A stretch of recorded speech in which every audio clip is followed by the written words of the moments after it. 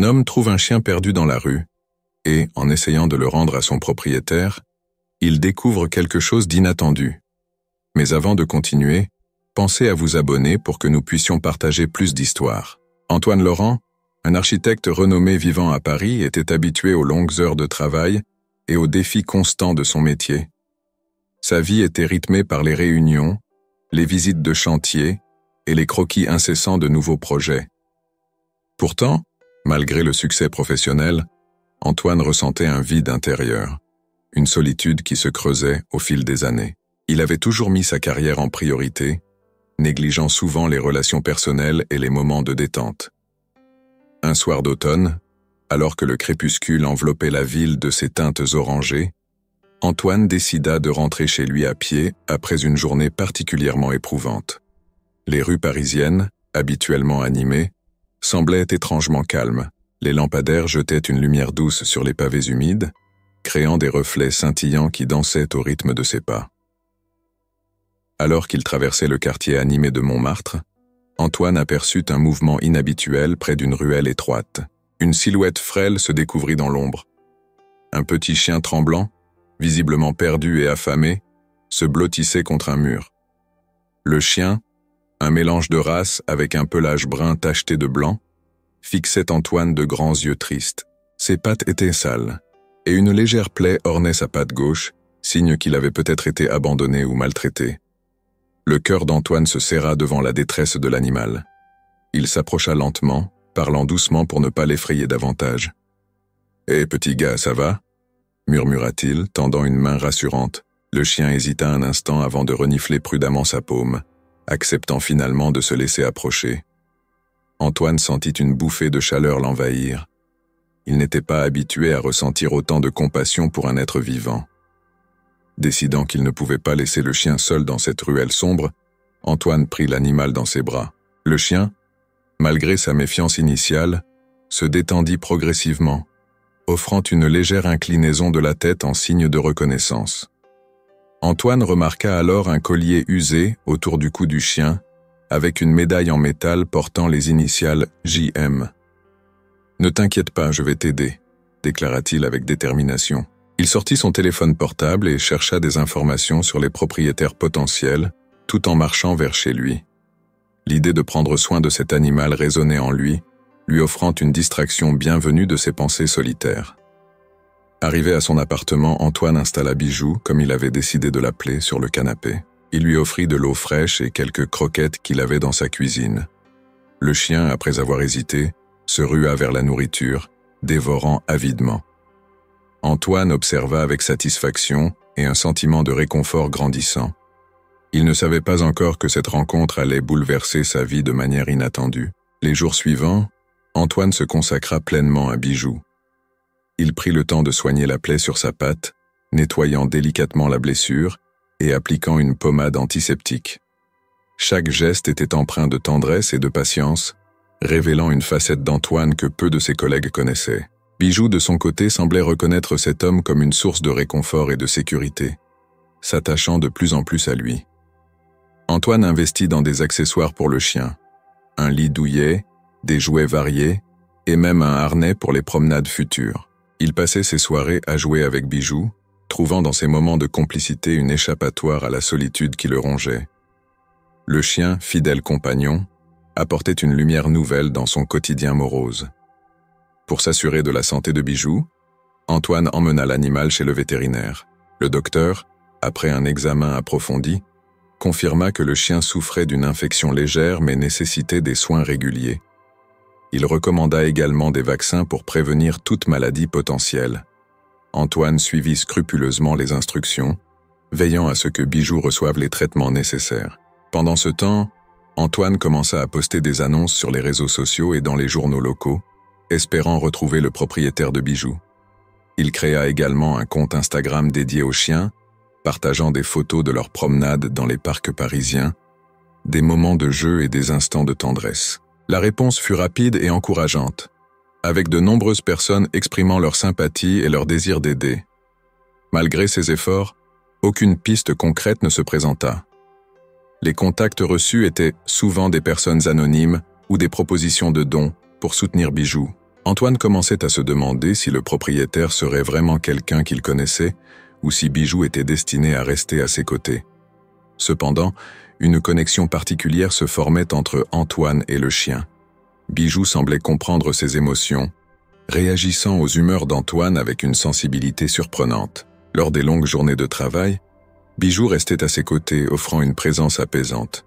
Les promenades devenaient des moments de réflexion où Antoine retrouvait une certaine paix intérieure, loin des pressions de son métier. Un soir, alors qu'Antoine rentrait tard du bureau, il trouva Bijou assis silencieusement sur le perron, regardant la rue d'un air préoccupé. Intrigué, Antoine s'agenouilla et caressa doucement le dos du chien. « Qu'y a-t-il, Bijou ? Tu sembles inquiet. » Le chien inclina la tête, comme s'il voulait dire quelque chose, mais resta silencieux.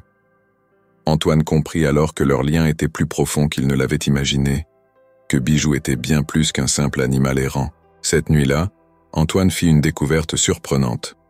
En fouillant dans les poches du collier, il trouva une petite carte en papier, pliée en 4. En l'ouvrant délicatement, il lut un message griffonné à la main. « Merci de prendre soin de Bijou. J.M. » Ces initiales correspondaient à celles inscrites sur la médaille, renforçant l'idée qu'il y avait peut-être une histoire plus complexe derrière cette rencontre fortuite. Antoine se sentit investi d'une mission. Il savait qu'il devait aller au-delà des annonces habituelles pour retrouver véritablement J.M. et comprendre pourquoi Bijou avait été abandonné.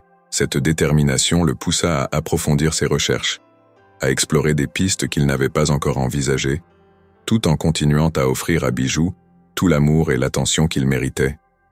Animé par un désir profond de résoudre le mystère entourant Bijou, Antoine décida d'élargir ses recherches. Il commença par contacter les refuges pour animaux de la région, espérant qu'un registre pourrait exister ou que quelqu'un aurait signalé la disparition du chien. Après plusieurs jours d'efforts infructueux, Antoine sentit sa frustration monter, mais il ne se laissa pas décourager. Il réfléchit alors à d'autres moyens de retrouver J.M. Peut-être que le chien avait été perdu lors d'un événement particulier ou qu'il appartenait à quelqu'un de spécifique dans son cercle social. Antoine se rappela les discussions de Bijou avec le vétérinaire et les indices laissés par le collier. Il décida de visiter les lieux mentionnés dans les annonces, comme les parcs où il avait souvent promené Bijou et les boutiques d'animaux où il avait posté des affiches. Un jour, alors qu'il explorait une boutique de fournitures pour animaux dans le 11e arrondissement, il rencontra une femme âgée qui semblait familière. Elle était assise derrière le comptoir, entourée de cages et de produits pour animaux. Antoine s'approcha, le cœur battant, et lui montra la photo de Bijou. La femme plissa les yeux, examinant attentivement l'animal. « Je suis désolée, jeune homme, mais ce chien ne m'appartient pas, » répondit-elle poliment. « Il est venu ici il y a quelques jours, mais personne ne s'est manifesté pour le récupérer. » Chaque interaction était une occasion de recueillir de nouvelles informations, même si elles semblaient insignifiantes. Un soir, alors qu'il travaillait tard à son bureau, Antoine eut une idée. Il se rappela d'une ancienne collègue, Camille Durand, avec qui il avait perdu contact après un projet de collaboration avorté. Camille était maintenant basée à Lyon et travaillait dans le domaine du marketing digital. Antoine pensa que Camille pourrait connaître quelqu'un qui cherchait Bijou ou avoir des contacts utiles. Il prit son téléphone et envoya un message à Camille, expliquant la situation et demandant son aide. Quelques heures plus tard, il reçut une réponse rapide. Camille était heureuse de retrouver Antoine et accepta volontiers de l'aider. Ils planifièrent une rencontre virtuelle pour discuter des détails. Le lendemain, ils organisèrent une vidéoconférence. Camille, une femme dynamique et chaleureuse, exprima son étonnement en voyant Bijou. « Ce chien me semble familier », dit-elle en examinant la photo. « Tu sais, ma sœur Emma avait un chien similaire il y a quelques années. Elle a déménagé à l'étranger récemment. Donne-moi un jour ou deux pour la contacter. Elle avait déménagé en urgence à l'étranger et n'avait pas pu emporter Bijou, pensant qu'il serait pris en charge par une organisation locale. » Antoine se sentit soulagé de savoir que Bijou avait un propriétaire aimant, mais il était également ému par les raisons qui avaient poussé Emma à l'abandonner. Il contacta immédiatement Emma, partageant avec elle les détails de sa recherche et la manière dont il avait pris soin de Bijou. Émue par son histoire et reconnaissant envers Antoine, Emma exprima son désir de récupérer son chien et de renouer le contact. Ils organisèrent un rendez-vous via une vidéoconférence, permettant à Emma de voir Bijou et de confirmer son identité. Émue par l'attention d'Antoine et par le soin apporté à son animal, Emma décida de venir à Paris pour récupérer Bijou dès que possible. En attendant, elle proposa à Antoine de rester en contact, souhaitant remercier personnellement celui qui avait sauvé son compagnon à quatre pattes. Cette découverte inattendue renforça le sentiment de connexion entre Antoine et Bijou, lui rappelant l'importance des liens, qu'ils soient humains ou animaux. Il se rendit compte que, malgré sa vie professionnelle exigeante, il avait trouvé une nouvelle raison de sourire et de se sentir utile. La recherche de Bijou avait non seulement permis de réunir un chien avec son propriétaire, mais elle avait aussi ouvert la porte à de nouvelles amitiés et opportunités dans la vie d'Antoine. Antoine Laurent, déterminé à retrouver Emma Martin, décide de se rendre à Lyon, la ville indiquée sur la médaille du collier de Bijou. Après avoir pris quelques jours de congé de son emploi d'architecte, il réserve un billet de train pour la 2e classe, préférant le confort de la fenêtre pour contempler le paysage changeant en route vers le sud-est de la France. Le matin du départ, Antoine se lève tôt, préparant soigneusement son sac. Il y glisse Bijou dans un panier sécurisé, ajoutant quelques jouets et une couverture pour le réconforter durant le voyage. Avant de partir, il vérifie une dernière fois les annonces concernant Bijou sur les réseaux sociaux et affiche une photo récente dans le café du coin, espérant qu'une information cruciale pourrait émerger à tout moment. Arrivé à la gare de Lyon-Perrache, Antoine se sent à la fois excité et nerveux. La ville de Lyon, réputée pour sa gastronomie et son riche patrimoine historique, représente une nouvelle étape dans sa quête. En montant dans le train, il choisit un siège près de la fenêtre, observant les passagers autour de lui. Parmi eux, une vieille dame assise seule, tenant un livre ancien à la main, capte particulièrement son attention. Antoine se demande si cette rencontre fortuite pourrait jouer un rôle dans la résolution de son énigme. Le voyage se déroule sans encombre, avec des paysages pittoresques de la campagne lyonnaise défilant lentement devant lui. Antoine profite de ce temps pour réfléchir aux informations qu'il a déjà recueillies sur Emma. Elle travaillait autrefois dans une agence de marketing digital renommée, avant de disparaître mystérieusement il y a un an. Les recherches d'Antoine l'ont conduit à croire que Bijou pourrait être la clé pour retrouver Emma, mais il n'a encore aucune preuve concrète. À mi-chemin, le train s'arrête brièvement pour permettre à quelques passagers de monter et descendre. Antoine aperçoit la vieille dame de la gare, qui se lève doucement, ajustant ses lunettes. Elle traverse le couloir jusqu'à un compartiment adjacent et y entre, fermant la porte derrière elle. Intrigué, Antoine la regarde partir, se demandant si elle pourrait être liée à son enquête. Une fois arrivé à Lyon, Antoine descend du train et prend un taxi en direction de l'adresse inscrite sur la médaille. Le chauffeur, un homme jovial au sourire chaleureux, lui propose de discuter du trajet. Antoine accepte, partageant quelques détails sur sa recherche et sur le chien Bijou. Le chauffeur, dont le nom est Marcel, semble intéressé et lui donne quelques conseils sur les quartiers à visiter, mentionnant un café où Emma avait l'habitude de se rendre. En arrivant à l'adresse indiquée, Antoine découvre une petite maison en pierre entourée d'un jardin bien entretenu. La façade ancienne, ornée de volets bleus et de fleurs colorées, lui rappelle les maisons traditionnelles du vieux Lyon. Il sonne à la porte, tenant Bijou fermement. Après quelques instants d'attente, une femme dans la trentaine ouvre la porte. Ses yeux bleus brillent d'une lueur mêlée de surprise et de reconnaissance. « Emma Martin ?» demande-t-il, hésitant. La femme reste silencieuse un moment, puis esquisse un sourire timide. « Oui, je suis Emma. Que puis-je pour vous ?» Emma écoute attentivement, les traits de son visage reflétant une profonde émotion. Après une pause, elle invite Antoine à entrer, semblant réconfortée par sa présence. À l'intérieur, la maison d'Emma est chaleureuse et accueillante, décorée de livres, d'œuvres d'art moderne et de souvenirs personnels. Elle mène Antoine à un salon lumineux, où ils s'installent autour d'une table en bois massif. Emma propose un thé, et pendant qu'ils attendent que les feuilles infusent, elle partage quelques détails sur sa vie récente. « J'ai dû partir soudainement pour des raisons professionnelles, » commence Emma, fixant Bijou avec tendresse. « Mon travail dans le marketing digital m'a emmené dans des endroits imprévus, et parfois cela demandait des déplacements de dernière minute. Bijou était avec moi depuis que j'ai adopté ce petit compagnon pour m'aider à surmonter des périodes de stress intense. Je suis désolé d'apprendre que vous avez dû partir si précipitamment. Y a-t-il quelque chose que je puisse faire pour vous aider ?» Ce projet pourrait être lié à ma disparition, et je crains que certains éléments dangereux ne soient encore en jeu. Si Bijou m'a mené jusqu'à vous, je suis convaincu qu'il y a quelque chose de plus grand à découvrir. Ensemble, je suis sûr que nous pourrons résoudre ce mystère. La connexion entre lui et Emma se renforce, marquée par un mélange d'amitié retrouvée et de détermination commune à surmonter les obstacles qui se dressent sur leur chemin. Les jours suivants, Antoine et Emma s'investissent pleinement dans leur enquête commune. Ils passent de longues heures à analyser les documents laissés dans le bureau d'Emma, un espace moderne mais encombré de dossiers et de projets inachevés. Antoine, avec ses compétences en architecture, aide Emma à reconstruire la chronologie des événements menant à sa disparition, tandis qu'Emma utilise ses talents en marketing digital pour déchiffrer les communications cryptées et les données numériques. Un après-midi pluvieux, alors qu'il trie des piles de documents dans le bureau d'Emma, Antoine tombe sur un dossier particulièrement intrigant intitulé « Projet Émeraude ». Curieux, il l'ouvre pour découvrir des plans détaillés et des notes manuscrites, décrivant une initiative innovante, visant à développer une technologie révolutionnaire dans le domaine de l'énergie renouvelable.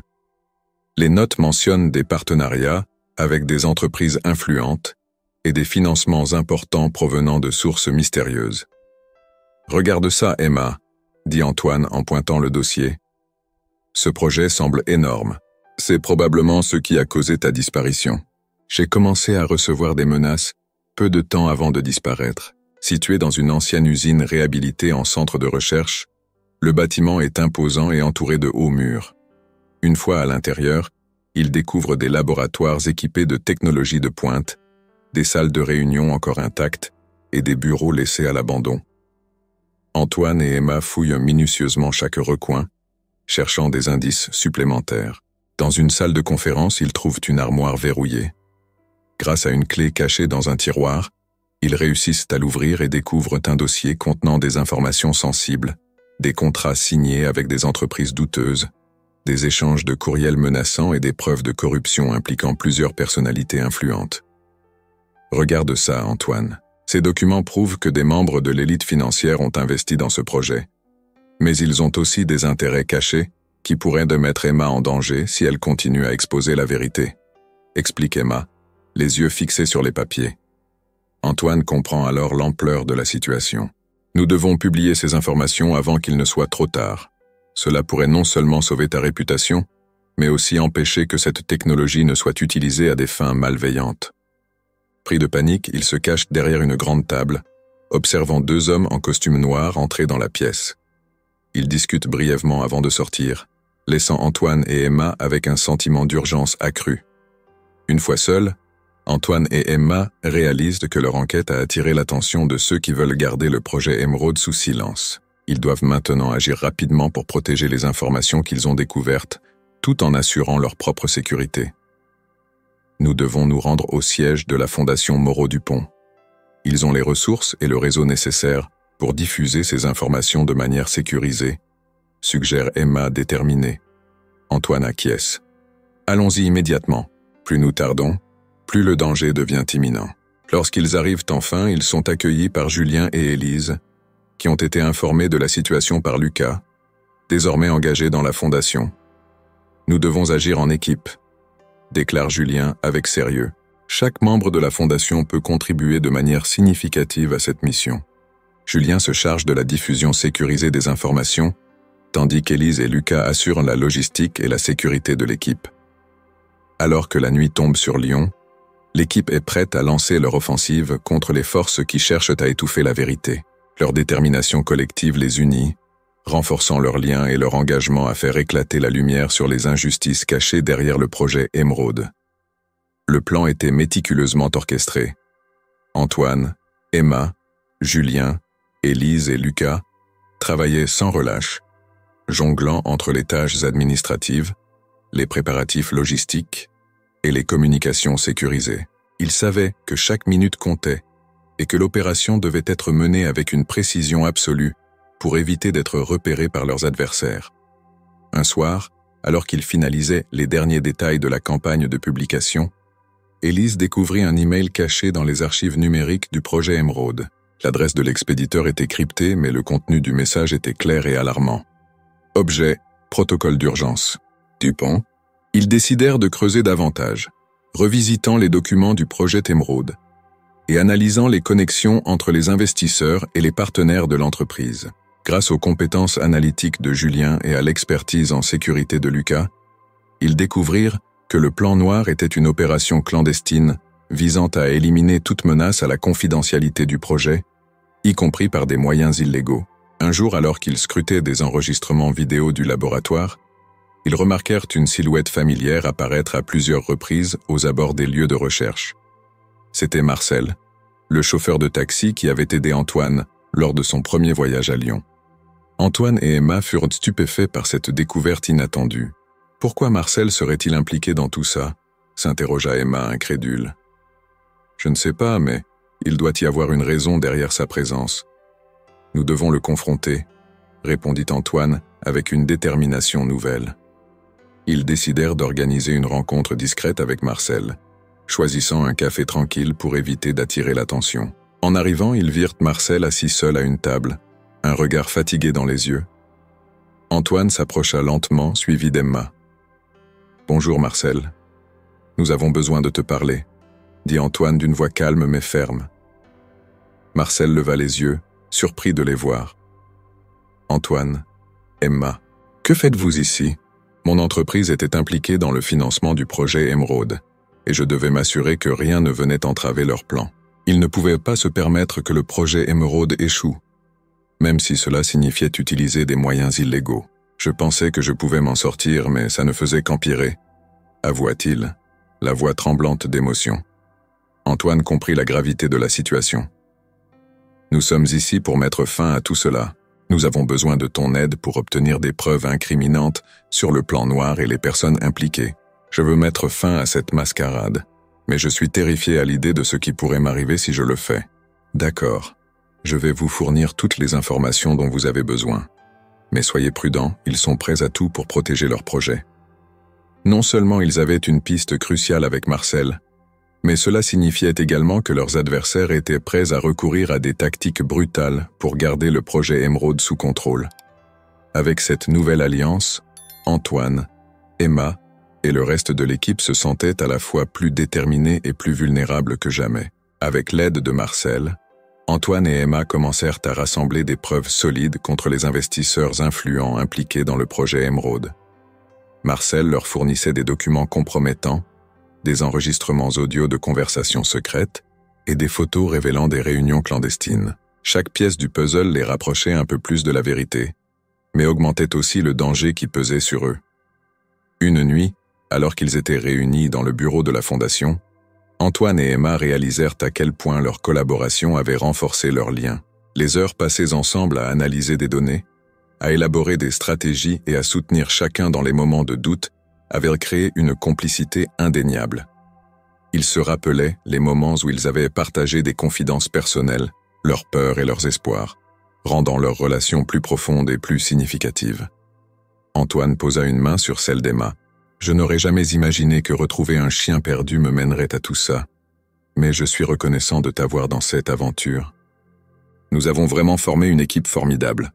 Nous devons les rencontrer rapidement pour obtenir leur déclaration, avant que quoi que ce soit ne tourne mal. » Leur témoignage apportait une crédibilité inestimable à l'enquête, renforçant la détermination de l'équipe à mettre fin à cette mascarade. Cependant, avec chaque avancée, le danger augmentait. Un jour, alors qu'Antoine et Emma travaillaient tard au bureau, ils furent surpris par une explosion de lumière venant de l'extérieur. Des intrus armés avaient tenté de forcer l'entrée de la fondation, cherchant à détruire les preuves accumulées et à éliminer ceux qui s'opposaient au projet Emeraude. Antoine réagit rapidement, verrouillant les portes et activant le système de sécurité. « Emma, Lucas, venez ici. Nous devons protéger les documents. » Une lutte acharnée s'ensuivit, les intrus cherchant à s'emparer des preuves par tous les moyens. Grâce à leur préparation et à l'aide de Marcel, qui était resté en retrait pour guider l'équipe en toute sécurité, ils réussirent à repousser les assaillants, bien que la situation reste tendue. Après l'incident, l'équipe réalisa que leurs adversaires étaient déterminés à les arrêter à tout prix. Ils décidèrent de renforcer leur sécurité et de se préparer à toute éventualité. Cette expérience éprouvante les unissait davantage, chaque membre réalisant l'importance de leur mission et la valeur de leur collaboration. Antoine et Emma en particulier ressentirent un lien profond et indestructible. Leurs échanges personnels et professionnels les avaient transformés, faisant d'eux non seulement des partenaires de travail, mais aussi des alliés et des amis fidèles. Ils passaient désormais plus de temps ensemble en dehors des heures de travail, partageant des moments de détente et renforçant leur complicité. Un week-end, ils décidèrent de prendre du recul et d'organiser une petite escapade à la campagne, loin du stress de leur enquête. Ils louèrent une maison rustique dans la vallée de la Loire, profitant de la tranquillité et de la beauté naturelle pour se ressourcer. Pendant ces moments de calme, ils discutèrent de leurs espoirs pour l'avenir, non seulement pour leur carrière et la fondation, mais aussi pour leur propre bonheur personnel. Antoine prit la main d'Emma, la regardant avec tendresse. « Je suis heureux que nous ayons trouvé un moyen de travailler ensemble. Cela a apporté tellement de sens à ma vie. Ils savaient que, tant qu'ils resteraient unis, rien ne pourrait les arrêter dans leur quête pour révéler la vérité et apporter la justice. Ensemble, ils étaient prêts à affronter les dangers et les obstacles, convaincus que leur collaboration pouvait réellement changer les choses. Alors qu'ils retournaient à Paris, leur détermination était plus forte que jamais. Ils étaient conscients que le chemin serait semé d'embûches, mais leur amitié et leur confiance mutuelle les rendaient invincibles.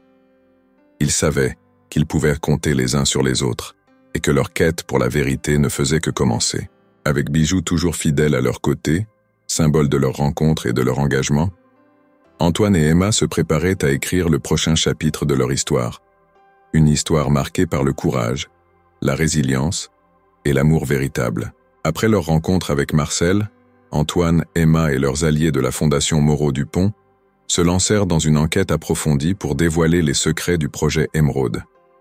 Avec les informations fournies par Marcel, ils découvrirent que le projet était bien plus qu'une simple initiative de développement durable. En réalité, il s'agissait d'une tentative de monopoliser le marché de l'énergie renouvelable, en utilisant des méthodes illégales et non éthiques pour éliminer toute concurrence.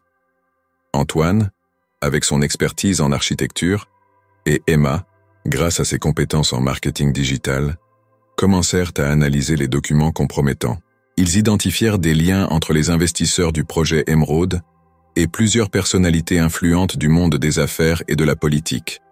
Ces individus utilisèrent le projet comme une façade pour des activités plus obscures, telles que le blanchiment d'argent et la corruption. Un jour, alors qu'ils examinaient un ensemble de courriels interceptés, ils tombèrent sur une conversation entre deux hauts dirigeants de l'entreprise, discutant des mesures à prendre pour assurer la confidentialité du projet. Les termes utilisés étaient cryptés, mais il était clair qu'ils parlaient de neutraliser les menaces et de protéger les intérêts financiers. Cette découverte confirmait que les menaces contre Emma étaient bien réelles et que le projet Émeraude servait de couverture à des activités illégales. Antoine décida d'utiliser ses contacts professionnels pour obtenir plus d'informations. Il invita Emma à une réunion avec un ancien collègue de confiance, Marc Dubois, qui travaillait maintenant dans une agence de renseignement privée. Marc avait l'expertise nécessaire pour déchiffrer les communications cryptées et fournir des analyses approfondies sur les activités du projet Émeraude.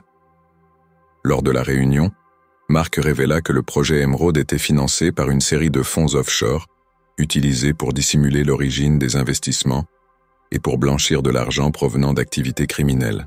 Il expliqua également que les investisseurs avaient des liens directs avec des politiciens influents, ce qui rendait toute tentative d'exposition extrêmement dangereuse. Antoine et Emma comprirent alors l'ampleur de la situation. Non seulement ils étaient confrontés à des individus puissants et sans scrupules, mais ils devaient également naviguer dans un réseau complexe de corruption et de mensonges. La découverte de ces vérités cachées renforça leur détermination à mettre fin aux agissements illégaux du projet Émeraude, mais augmenta également les risques auxquels ils étaient exposés. Conscients de la menace imminente, Antoine, Emma, Julien et Lucas décidèrent de renforcer la sécurité de leur communication et de leur lieu de travail.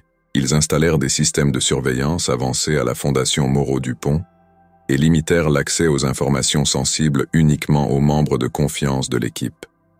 Malgré ces précautions, ils savaient que leurs adversaires étaient un prêt à tout pour les arrêter. Un soir, alors qu'ils travaillaient tard dans le bureau de la Fondation, une alarme de sécurité retentit, signalant une intrusion. Antoine se précipita vers la porte principale, suivi d'Emma et des autres membres de l'équipe.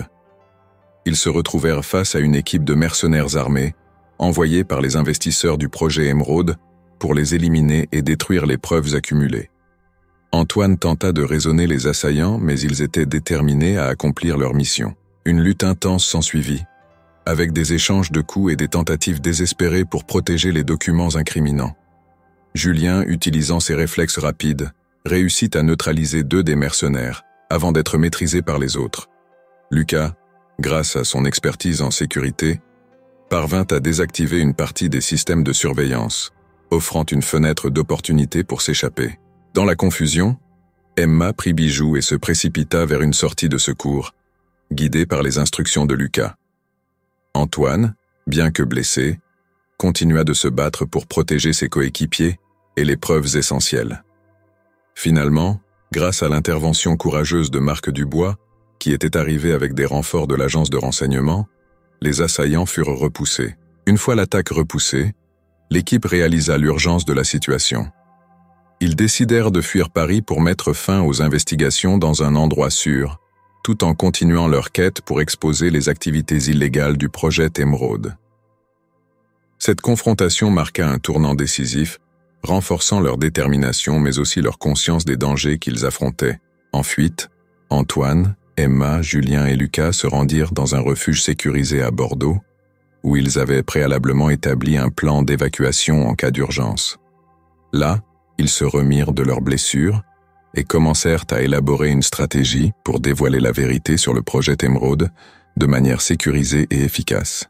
Pendant leur séjour à Bordeaux, Antoine reçut un appel mystérieux d'une source anonyme lui fournissant des informations supplémentaires sur le projet Émeraude. La voix à l'autre bout du fil lui révéla que le projet était lié à des recherches top secrètes sur une technologie révolutionnaire capable de produire une énergie propre et inépuisable. Cependant, au lieu d'être utilisée pour le bien de l'humanité, cette technologie avait été exploitée à des fins lucratives par les investisseurs corrompus.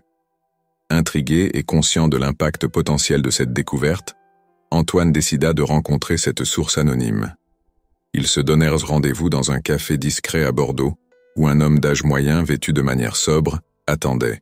Il se présenta sous le nom de Pierre Lefebvre, un ancien ingénieur ayant travaillé sur le projet Émeraude avant de se rebeller contre les méthodes employées par ses supérieurs. Pierre révéla que la technologie développée dans le cadre du projet pouvait transformer l'industrie énergétique mondiale, mais que les investisseurs avaient détourné les fonds pour financer des activités criminelles, y compris le blanchiment d'argent et la corruption politique. Il avait été forcé de fuir lorsque ces découvertes avaient été découvertes, laissant derrière lui une traînée de destruction et de trahison. Antoine comprit que la clé pour mettre fin aux agissements du projet Émeraude résidait dans la divulgation publique des découvertes de Pierre. Avec l'aide de l'équipe, ils décidèrent de préparer une campagne médiatique massive, utilisant les preuves accumulées et les témoignages de Pierre pour exposer la vérité au grand jour. Pendant ce temps, Emma continua de recueillir des témoignages de membres corrompus au sein de l'entreprise, renforçant ainsi leur dossier. Julien, de son côté, entreprit de documenter visuellement les preuves, capturant des images des documents incriminants et des installations du projet Émeraude, prêtes à être diffusées dans les médias. Un jour, alors qu'ils finalisaient les préparatifs de leur opération de divulgation, Antoine reçut un message urgent de Marcel, leur informant qu'une nouvelle attaque était imminente. Les investisseurs du projet Émeraude, désespérés de maintenir leur emprise sur la technologie, avaient décidé de passer à l'offensive pour éliminer définitivement l'équipe. Sans perdre de temps, Antoine et son équipe mirent en œuvre leur plan. Ils organisèrent une diffusion en direct sur les réseaux sociaux et les principaux canaux d'information, dévoilant les preuves accablantes et les témoignages des victimes de la corruption du projet Émeraude. La révélation fit l'effet d'une bombe, provoquant une onde de choc à travers la France et au-delà. Les médias se ruèrent sur l'histoire, relayant chaque détail avec intensité. Les autorités furent rapidement mises au courant, ouvrant des enquêtes officielles sur les activités illégales du projet Émeraude. Les investisseurs corrompus furent arrêtés et traduits en justice, mettant fin à leurs agissements néfastes. Grâce à leur courage et leur détermination, Antoine, Emma Julien et Lucas réussirent à exposer la vérité, apportant la justice non seulement pour eux-mêmes, mais aussi pour toutes les victimes du projet Émeraude. Leur histoire devint un symbole de résilience et de lutte contre la corruption, inspirant d'autres à se lever contre l'injustice et à défendre la vérité. Antoine se retrouvait souvent plongé dans des réflexions profondes sur les événements récents. La découverte du projet Émeraude et la réapparition d'Emma avaient bouleversé sa vie de manière inattendue. Alors qu'il observait Bijou dormir paisiblement sur le canapé, il ressentait un mélange complexe d'émotions. Gratitude envers le chien pour l'avoir conduit jusqu'à Emma, mais aussi une culpabilité persistante liée à son passé avec elle. Un soir, après une longue journée de travail sur l'enquête, Antoine s'assit seul dans son bureau, le regard fixé sur les documents étalés devant lui. Les preuves qu'ils avaient recueillies étaient accablantes, révélant un réseau de corruption et de malversation bien plus vaste qu'il ne l'avait imaginé. Pourtant, une partie de lui se demandait s'il n'avait pas outrepassé ses limites en s'immisçant dans les affaires d'Emma. « Pourquoi ai-je décidé de m'engager dans cette quête ?» se demanda-t-il silencieusement. Est-ce par désir de justice ou est-ce une tentative inconsciente de renouer avec un passé douloureux? Antoine se souvenait des longues nuits passées à discuter de leurs visions divergentes, des rêves qu'ils avaient autrefois partagés et des promesses non tenues. Pendant ce temps, Emma faisait face à ses propres tourments. Elle était reconnaissante envers Antoine pour son aide précieuse, mais elle ne pouvait s'empêcher de ressentir une certaine appréhension. Les deux avaient été liés par des circonstances complexes, et malgré leur collaboration actuelle, il y avait une barrière invisible entre eux, alimentée par des regrets et des non-dits. Un jour, alors qu'ils travaillaient ensemble sur une nouvelle série de preuves, Emma décida d'aborder le sujet délicat. « Antoine, je sens que tu portes un lourd fardeau. Veux-tu en parler? Nous sommes ici pour une raison. Et je crois que nous pouvons surmonter ces obstacles ensemble. » D'un côté, il voulait poursuivre son enquête pour la justice et protéger Emma des dangers qui la menaçaient. De l'autre, il ressentait le besoin de résoudre les tensions non résolues de leur passé pour pouvoir avancer sereinement. Un matin, alors que le soleil se levait sur Paris, Antoine prit une décision. Il savait qu'il devait affronter ses propres démons avant de pouvoir aider pleinement Emma. Il invita Emma à une promenade dans le jardin de la Fondation Moreau-Dupont, un lieu paisible où ils pouvaient discuter librement. « Emma, je pense qu'il est temps pour nous de mettre nos différends de côté. Nous avons une mission importante, et je ne veux pas que notre passé nous empêche de réussir. » Ils comprirent que, pour avancer, ils devaient non seulement combattre les forces corrompues derrière le projet Émeraude, mais aussi guérir les blessures de leurs propres relations. Ensemble, ils se sentaient prêts à affronter les défis à venir, unis par une compréhension renouvelée et une volonté partagée de faire ce qui était juste.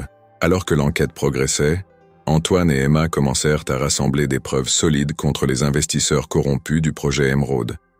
Ils travaillaient sans relâche, souvent jusqu'aux petites heures du matin, déterminés à exposer la vérité. Leur collaboration était devenue fluide, chaque membre de l'équipe apportant ses compétences uniques pour avancer dans leur quête. Un jour, alors qu'ils analysaient un ensemble de documents financiers dans le bureau de la Fondation, un bruit sourd retentit à l'extérieur. Curieux et légèrement inquiété, Antoine se leva pour aller voir ce qui se passait. Emma le suivit de près, gardant une attitude vigilante. En approchant des fenêtres, ils virent une silhouette familière approcher de la porte de la Fondation. C'était Marcel, leur informateur de confiance, qui avait joué un rôle crucial dans leur enquête. Cependant, quelque chose semblait différent.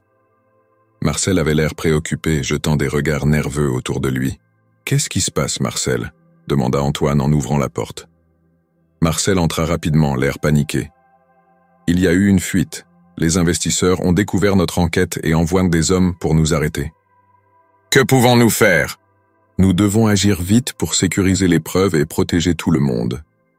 Nous avons une attaque en cours. » Alors que la tension montait, un appel téléphonique arriva pour informer Antoine qu'une équipe de mercenaires armés était en route pour attaquer la Fondation. Sans perdre de temps, ils décidèrent de déplacer temporairement leurs opérations dans un lieu encore plus sécurisé, loin des yeux indiscrets et des menaces imminentes. Cette confrontation inattendue renforça leur détermination. Ils réalisèrent que les forces qu'ils affrontaient étaient non seulement puissantes, mais aussi extrêmement déterminés à garder le projet Émeraude sous contrôle.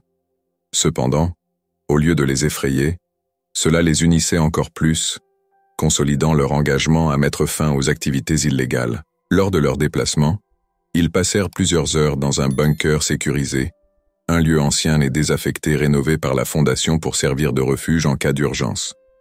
Là, ils mirent en place un plan d'action détaillé pour protéger l'épreuve et préparer leur prochaine étape. Antoine et Emma, au centre de l'équipe, coordonnaient les efforts avec une précision et une efficacité remarquables. Ils savaient que chaque minute comptait et que la moindre erreur pouvait compromettre leur mission. La collaboration entre eux était devenue essentielle, chacun apportant son expertise pour naviguer dans cette situation complexe et dangereuse. Finalement, après une nuit de préparation intense, ils étaient prêts à affronter les forces corrompues. Leur stratégie était simple mais efficace: diffuser l'épreuve au public, tout en assurant leur propre sécurité. Ils devaient agir rapidement, avant que les investisseurs ne puissent les arrêter ou détruire leurs découvertes. Avec une détermination renouvelée, Antoine, Emma et leur équipe se lancèrent dans la dernière phase de leur enquête, prêts à tout risquer pour exposer la vérité et mettre fin aux agissements néfastes du projet Émeraude. Au petit matin, alors que la ville de Paris commençait à s'éveiller, Antoine, Emma, Julien et Lucas étaient prêts à lancer leur opération de divulgation. Ils avaient passé des nuits blanches à finaliser les détails, à vérifier chaque document et à s'assurer que tout était en ordre. La tension était palpable, mais leur détermination l'emportait sur la peur. Ils se réunirent une dernière fois dans le bunker sécurisé pour un dernier briefing. Marc Dubois, l'ancien collègue de confiance d'Antoine, était présent pour coordonner la diffusion des informations avec l'aide des médias partenaires de la Fondation. « Nous sommes prêts », déclara-t-il d'une voix ferme. « Les preuves sont solides, et nous avons un plan pour les diffuser de manière sécurisée. Il ne reste plus qu'à les partager avec le monde. Nous pouvons procéder. » Les preuves démontraient non seulement les activités illégales de blanchiment d'argent et de corruption, mais aussi les intentions malveillantes des investisseurs pour monopoliser le marché de l'énergie renouvelable en manipulant les recherches et en éliminant toute concurrence. Des enregistrements audio et des photographies compromettantes montrèrent des réunions secrètes, des échanges de fonds douteux et des menaces voilées contre quiconque oserait s'opposer à leur projet. Les réactions du public furent immédiates et massives. Les médias se saisirent de l'affaire, relayant les informations en continu et suscitant un débat national sur l'éthique et la légalité des projets de grande envergure. Les autorités furent contraintes d'ouvrir des enquêtes officielles et les investisseurs corrompus furent rapidement identifiés et arrêtés. Cependant, la diffusion des informations ne se passa pas sans incident. Quelques jours après la révélation, Antoine reçut une menace anonyme lui ordonnant de cesser immédiatement ses activités sous peine de représailles. Malgré cela, il resta déterminé, soutenu par Emma et le reste de l'équipe, convaincus que leur action était la bonne. Parallèlement, les membres de la Fondation Moreau-Dupont virent leur réputation s'envoler, non pas en raison de leur association avec des scandales, mais grâce à leur courage et leur engagement en faveur de la justice. Ils furent félicités par des organisations internationales pour leur rôle dans la lutte contre la corruption et l'exploitation illégale de technologies révolutionnaires. Un soir, alors qu'ils célébraient leur succès dans le bureau de la Fondation, Antoine et Emma partagèrent un moment de complicité. « Nous l'avons fait », murmura Antoine, son regard brillant d'émotion. « Nous avons réellement fait une différence. Il y a encore tant à faire pour assurer un avenir éthique et durable. » Leur détermination et leur unité les rendèrent plus forts, prêts à affronter les défis à venir et à continuer de défendre la vérité et la justice. Leur histoire, née d'une rencontre fortuite avec un chien perdu, avait évolué en une saga de courage, de résilience et d'engagement envers un idéal commun. Antoine et Emma, autrefois liés par des circonstances complexes, étaient désormais unis par un objectif partagé, prouvant que même dans les moments les plus sombres, la vérité et la collaboration pouvaient triompher. La diffusion des preuves contre le projet Émeraude avait créé une onde de choc à travers toute la France. Les médias se bousculaient pour couvrir l'affaire, tandis que les réseaux sociaux étaient inondés de discussions passionnées sur l'intégrité et l'éthique dans le secteur de l'énergie. Les conséquences immédiates furent multiples et profondes, tant pour les protagonistes que pour la société dans son ensemble.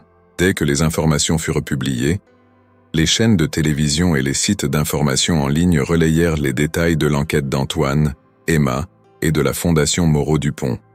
Les journalistes envahirent leurs bureaux, cherchant à obtenir des interviews exclusives et des commentaires. Antoine et Emma, bien que initialement réticents à l'idée de devenir des figures publiques, comprirent rapidement l'importance de leur rôle dans cette affaire.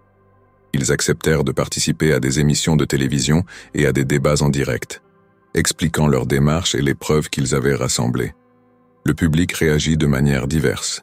Beaucoup saluèrent le courage et l'intégrité des enquêteurs, les considérant comme des héros modernes qui avaient osé défier le statu quo pour exposer la vérité.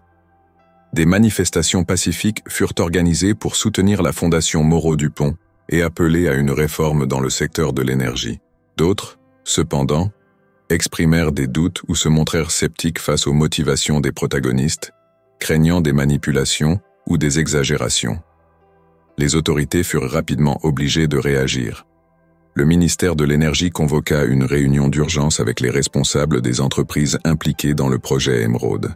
Des commissions d'enquête furent créées pour examiner les allégations de corruption et de malversation financière. Les investisseurs corrompus furent arrêtés un à un, certains en tentant de fuir à l'étranger, tandis que d'autres furent inculpés et traduits en justice pour leurs crimes. La Fondation Moreau-Dupont, jusque-là discrète dans ses activités philanthropiques, vit sa notoriété exploser. Les dons affluèrent de toutes parts, permettant à l'organisation de financer davantage de projets en faveur de la justice sociale et de la transparence dans les affaires publiques. Julien, Élise et Lucas furent invités à des conférences et des séminaires pour partager leur expérience et inspirer d'autres à se lever contre l'injustice. Pour Antoine et Emma, la révélation de ces vérités cachées eut des répercussions profondes sur leur vie personnelle. Leurs relations avec leurs proches furent renforcées, chacun voyant en eux des exemples de résilience et de détermination. Cependant, cette notoriété apporta aussi son lot de défis. La pression constante des médias, les menaces anonymes persistantes et la nécessité de maintenir un équilibre entre vie privée et engagement public. Alors que la France s'adaptait à la nouvelle réalité exposée par l'enquête, Antoine, Emma et leur équipe furent confrontés à une série de défis complexes qu'ils devaient surmonter pour assurer la pérennité de leurs efforts et protéger leur intégrité. Conscients que leurs adversaires ne renonceraient pas facilement, Antoine et Emma décidèrent de renforcer la sécurité de leur bureau et de leur personnel. Ils engagèrent une équipe de sécurité privée, installèrent des systèmes de surveillance avancés et mirent en place des protocoles stricts pour protéger les informations sensibles. Julien et Lucas prirent également des mesures pour sécuriser leur communication, utilisant des outils de cryptage et limitant les accès aux données critiques. Avec les preuves publiées, plusieurs poursuites judiciaires furent intentées contre les investisseurs corrompus. Cependant, certains individus puissants tentèrent de semer le doute sur la légitimité de l'enquête, faisant appel à des avocats renommés pour contester les preuves présentées. Antoine et Emma durent collaborer étroitement avec leurs conseillers juridiques pour s'assurer que la justice triomphait malgré les obstacles légaux. Malgré les arrestations et les poursuites, Antoine et Emma continuèrent de recevoir des menaces anonymes, visant à les intimider et à les dissuader de poursuivre leur lutte contre la corruption. Ces menaces étaient souvent accompagnées de messages menaçants et de tentatives de sabotage de leurs projets. L'équipe devait rester vigilante, adaptant constamment leur stratégie de sécurité pour contrer ces tentatives de déstabilisation. Les épreuves constantes mises sur le chemin d'Antoine et Emma éprouvèrent la cohésion de leur équipe. Julien, Élise et Lucas durent jongler entre leurs responsabilités professionnelles et les pressions personnelles, cherchant à maintenir un équilibre fragile entre leur engagement envers la cause et leur bien-être individuel. Des tensions éclatèrent parfois, nécessitant des efforts de communication et de résolution de conflits pour préserver l'harmonie et l'efficacité de l'équipe. Grâce à l'afflux de dons et au soutien public, la Fondation Moreau-Dupont put étendre ses activités. Ils lancèrent de nouveaux programmes visant à promouvoir la transparence dans les affaires publiques, à soutenir les lanceurs d'alerte et à financer des recherches indépendantes sur les pratiques éthiques dans le secteur de l'énergie. Cette expansion nécessita une gestion rigoureuse des ressources et une planification stratégique pour maximiser l'impact de leurs initiatives. Antoine et Emma, tout en étant de plus en plus impliqués dans des projets de grande envergure, devaient également trouver un équilibre entre leur vie personnelle et leur engagement public. Ils prirent le temps de se ressourcer, passant des moments de détente avec leurs proches et cultivant des activités qui les aidaient à décompresser loin des pressions professionnelles. Cet équilibre fut crucial pour prévenir l'épuisement et maintenir leur passion et leur détermination intactes. Après des mois d'efforts intenses et de luttes acharnées, les fondations posées par Antoine, Emma et leur équipe commencèrent à porter leurs fruits. Le projet Émeraude, symbole de corruption et d'abus de pouvoir, fut finalement démantelé et les investisseurs malveillants furent tenus responsables de leurs actes. Cependant, la véritable victoire résidait dans les changements systémiques et culturels initiés par leur courage et leur détermination. L'affaire du projet Émeraude provoqua un débat national sur la nécessité de renforcer les lois et régulations dans le secteur de l'énergie. Le gouvernement, sous la pression de l'opinion publique et des preuves accablantes, mit en place de nouvelles législations visant à prévenir la corruption et à promouvoir la transparence. Ces réformes incluaient des contrôles plus stricts sur les financements des projets énergétiques et des sanctions sévères pour les infractions liées à la corruption. La révélation des activités illégales du projet Émeraude eut un impact profond sur la société française. Les citoyens devinrent plus conscients des enjeux éthiques dans le développement des technologies et des projets d'infrastructure. Cette prise de conscience alimenta une vague de vigilance et d'engagement civique, incitant de nombreux individus à s'impliquer davantage dans la lutte contre la corruption et à soutenir des initiatives transparentes et responsables.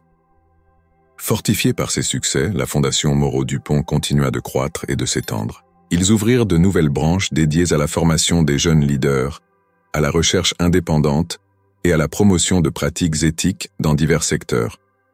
La Fondation devint un acteur clé dans le domaine de la justice sociale et de la transparence, influençant positivement de nombreuses vies et projets à travers le pays.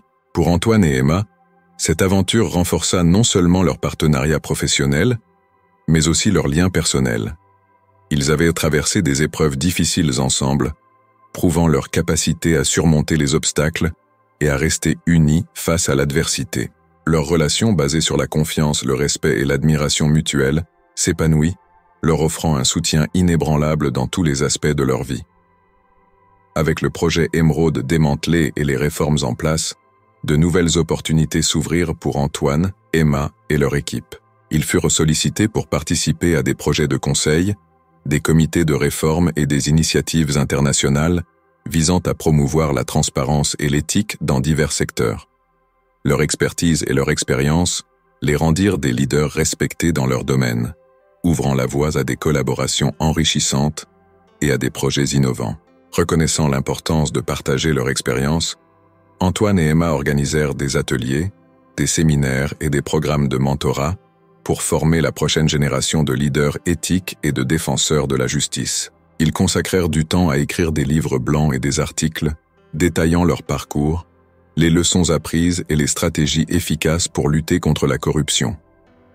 Leur engagement à transmettre leurs connaissances inspira de nombreux jeunes professionnels à suivre leurs traces et à s'impliquer dans des causes justes. En regardant vers l'avenir, Antoine, Emma et leur équipe étaient remplis d'espoir et d'optimisme.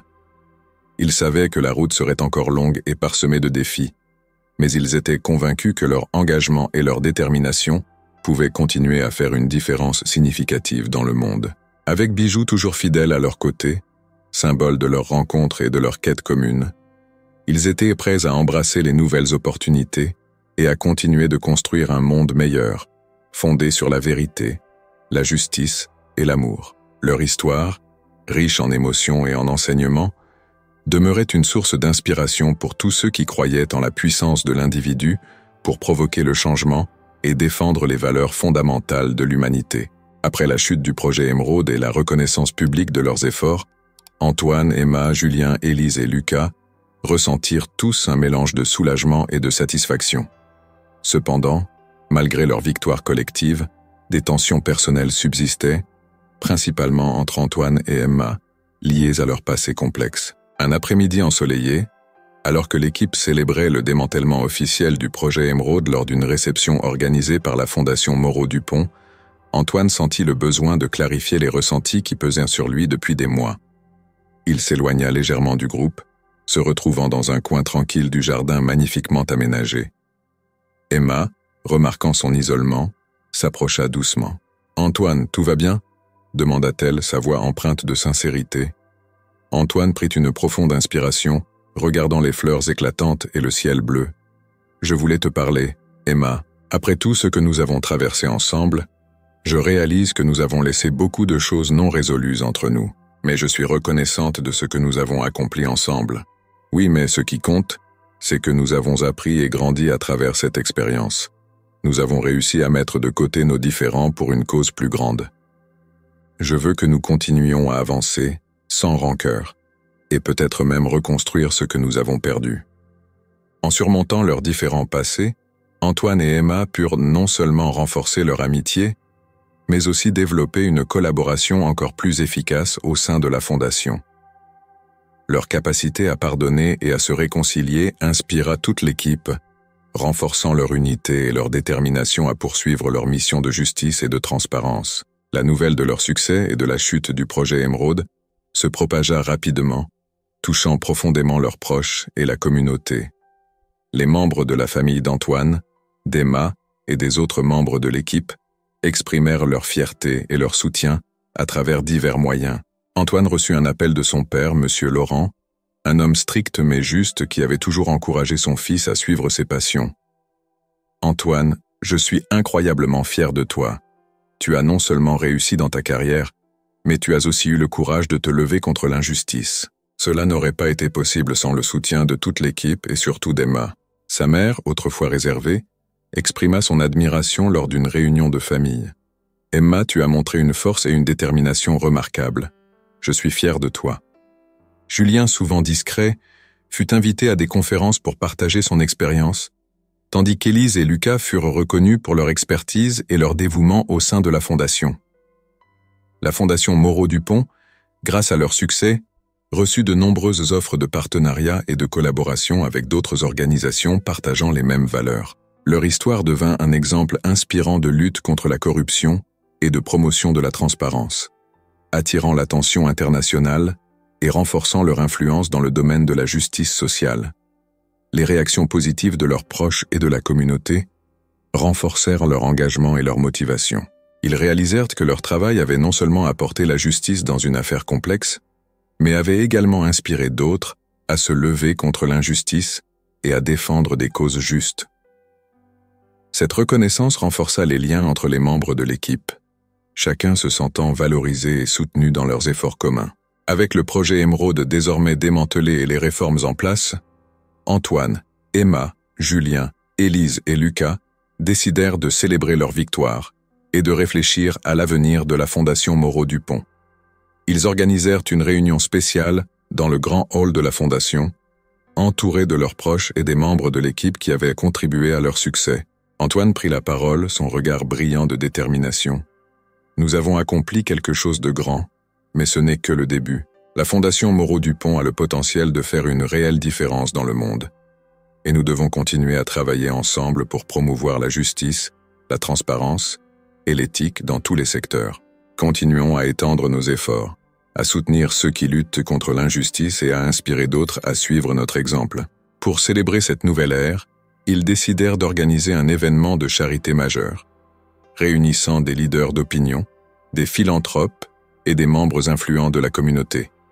L'événement, intitulé « Justice et transparence pour tous », fut un succès retentissant, attirant l'attention des médias et générant des fonds significatifs pour financer les projets futurs de la Fondation.